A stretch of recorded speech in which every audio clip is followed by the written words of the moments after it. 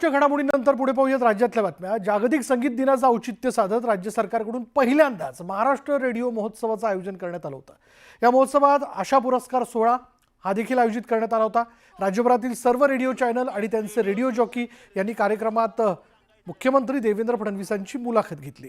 यावेळी मुख्यमंत्र्यांनी सर्व प्रश्नांची उत्तरं दिली, त्याचबरोबर कविता आणि गाणी देखील गायली। यावेळी आशा भोसलेंनी देखील गाणं गायलंय। 2019ला आम्ही निवडून आलो, पण आमचं सरकार नाही आलं। पण 2022ला आम्ही सरकार आणलं आणि वो सिकंदर भी दोस्तों कहलाता है, हारी बाजी को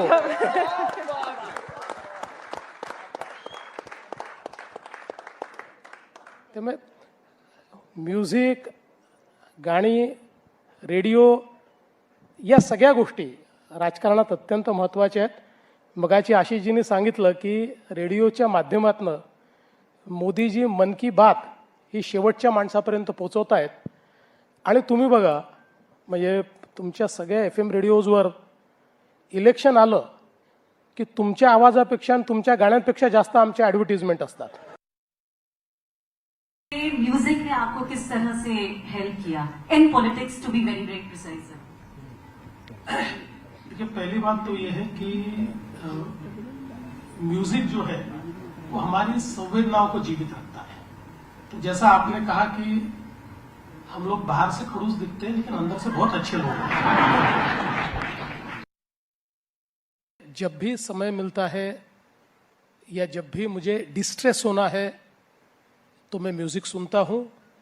मैं प्रवास करता हूँ तो सारे प्रवास में मैं गाने सुनता हूँ और मैं ऐसा मानता हूँ कि उससे हम अपने जो इमीडिएट प्रॉब्लम्स है उसको भूलकर एक दूसरी दुनिया में जाते हैं।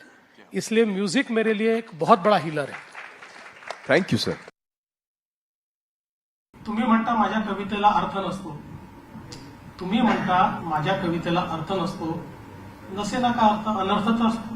वाह वाह, क्या बात है, क्या बात है। अरे तुम्ही काय कविता करा, पण आणि किंवा परंतु अशा अर्थपूर्ण शब्दांचा निरर्थक शाब्दिक गुंता म्हणजे कविता नव्हे।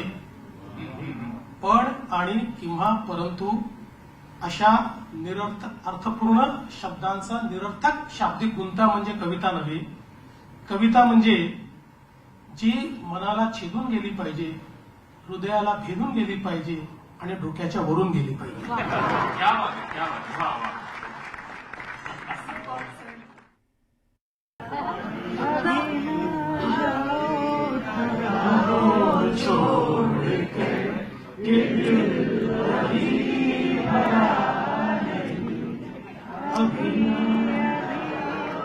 छोड़ कर के दिल